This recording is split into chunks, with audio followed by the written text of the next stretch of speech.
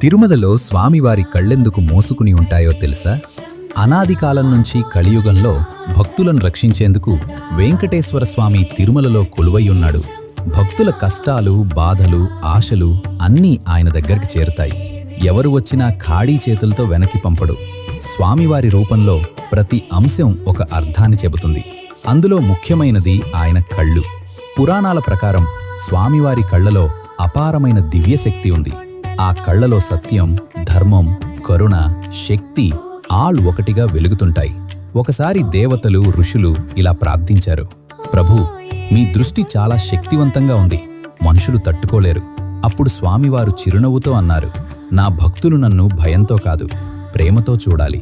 అప్పటినుంచి ఆయన తన కళ్లను స్వల్పంగా మూసుకుని తన కరుణను మృదువుగా భక్తులపై కురిపిస్తున్నారు. కానీ ప్రతి గురువారం నేత్ర దర్శనంలో చిన్న నామంతో స్వామివారి కళ్లను కొంచెం స్పష్టంగా చూపిస్తారు. ఆ కళ్లలో ఒక సందేశం ఉంది. నేను నీ ప్రతి బాధను చూస్తున్నాను, నువ్వు భయపడకు, నేను ఉన్నాను.